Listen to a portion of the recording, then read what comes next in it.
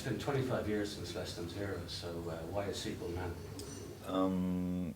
It's not logical. It's not practical. It's not one day I woke up and said, I've got to write the sequel to Less Than Zero. It was more of just like a series of events came together and produced this book. And one of them was the rereading of Less Than Zero about 7 or 8 years ago when I was writing my last book, which was a novel called Lunar Park, which was about a writer named Bret Easton Ellis. And I wanted to refamiliarize myself with that author's work. So I read all of his books. And after reading Less Than Zero, I was kind of haunted by this notion of where Clay, the narrator of that book, was now. Where was he as a man in his 40s? Where was the 19-year-old boy now? And I started to have this internal dialogue about, I started asking myself questions, and then those questions turned into note-making, and then the notes turned into an outline, and then a story emerged. And I think it coincided with a lot of other things that were going on in my life at the same time. I'd moved back to Los Angeles after being away for a long time, and I, like Clay in Imperial Bedrooms, was a screenwriter and working in the movie industry in Los Angeles. And it was a pretty bleak time as well, and all of these things came together and formed a novel. But there was no, when people ask me why I write a novel, it's often like, I scratch my head and go, I don't know, I just felt like it at that point. It was reported before that you never watched the movie of Less Than Zero because you were very unhappy with the way the studio had treated it. Have you watched it since? Because the opening line of the new book is they had made a movie about it. I actually had seen the movie about 3 weeks before it was released many, many, many years ago. I think it was released in 1987.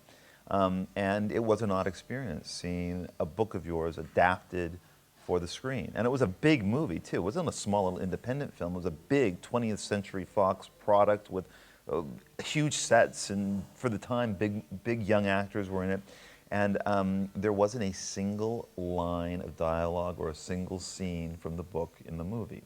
That was a very odd sensation. And yeah, it wasn't that I hated the movie or I, dismissed the movie. It was just like the title and some of the characters' names were the same, but there was nothing from the book in the movie. However, as time's gone on, I caught the movie on television late at night when I couldn't sleep, I don't know, a couple of years ago, and I'm sentimental, I'm sentimental about it. It caught a kind of, Southern California youth culture in the 1980s moment that it's hard for me to name a lot of other movies that did that. And so I'm kind of, and it's gorgeous and has a great soundtrack. So even if it bears very little resemblance to my book, I don't know, I gotta live with the thing. Might as well accept it. You've taken the title of the new novel, As With Less Than Zero, from an Elvis Costello song. Has he heard or has he read the books? I have no idea. Do you know the guy? I don't know the guy at all. I met him once in an Italian restaurant in Beverly Hills in 1986. I was at the bar with a friend of mine, and we had both had a lot of drinks, and my friend looked over and said, "There's Elvis Costello. He's eating dinner in the main dining room. I'm going to bring him over here." I said, "Please don't, please don't." And my drunken friend went over to Elvis Costello and said, "Hey, this is Bret Ellis. He wrote this book, Less Than Zero. He took that title from your song." And he dragged a very reluctant Elvis Costello over to the bar, where I just kind of like said, "Yeah, hi," and he just shuffled and said hi. And that's the extent of it. Sure. That is the extent of it. But I did want to, for my own personal reasons, I did want this book, Imperial Bedrooms, to have some kind of, obvious tie with the first book for people who, I don't know, just as a reminder, I guess, of what Less Than Zero was. And I wanted an Elvis Costello title. And when I realized that Imperial Bedrooms was going to be about sexual exploitation and the casting couch in Hollywood, what title was better? Out of all of the Elvis Costello titles, that seemed to be the one that would fit most. But you were going to call the book Teenage Pussy, weren't you? No, that was another book of mine. That was a book the fictional Bret Easton Ellis was going to write.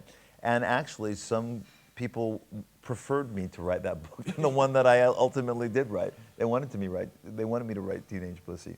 But no, this is the one that came instead. Sure. And again, I couldn't help myself. If I felt like writing Teenage Pussy, I would have written Teenage Pussy, but this was the book that announced itself, which is what novels do. They announce themselves to the writer and say, "You have to write me now." regardless if you think it's a good idea or not, they kind of take over and you do what they say. This is your 6th novel in 25 years, so you're not madly prolific, are you? Not at all, I Are know. you lazy, or do you... I wish I wrote more quickly. That is something that I do regret, that I'm not a faster writer. And I like to fuss with a book for a long time. This is my shortest novel that I've published. It's about 170 pages. And it took about 3 years of working on it. I was working on other projects at the same time. I was working on television things and scripts, and so I had many other jobs.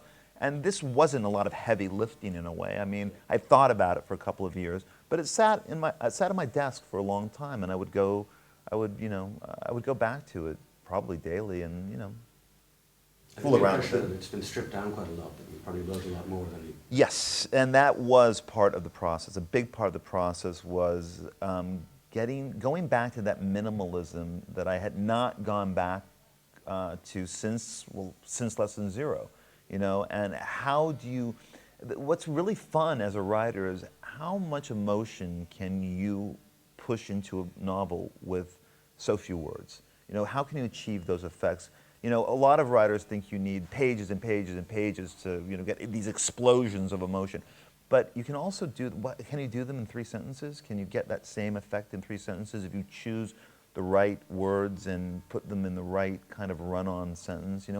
I love going back to this kind of writing because in Imperial Bedrooms, as in Lesson Zero, there are these long sentences, long run-on sentences that start at one place, and you think, oh, this sentence is going to be about this, and then by the end of the sentence, you go, whoa, this was totally about something else. And those are really fun to write. They're also tricky to write, and so, you can fuss around with them for a long time, but yeah, that's one of the reasons why I'm not so prolific. I guess I just am stuck with the book for a long time, kind of fall in love with the book. And I like the process of writing too. I don't think it's a difficult process, and I don't understand writers who find it so hard to write. I like sticking around with a book for a long time. It transports me from my pain, takes me out of the weight of the world. Are you going to be reading just from this book tonight, or are you going to be reading from American Psycho or Glamorama or anything else? I don't know if I'm going to be reading from anything tonight. I'm not sure about reading in public anymore. I have some issues about that. And I prefer to have a much more interactive experience with the audience. I like to hear what they have to say, and I like to engage them in a dialogue. I don't like to read for 5 or 10 or 15 or 20 minutes, which a lot of writers tend to do, and then just talk about how difficult the process of writing is. I'm much more interested. If I'm going out on a tour, I'm not going out on a tour for journalists or really for my publishers. I'm going out on tour to meet my audiences and to see what they have to say and to hear what their questions are and to meet them. So that's what they can expect. But so it's really, guys, the pressure's on you.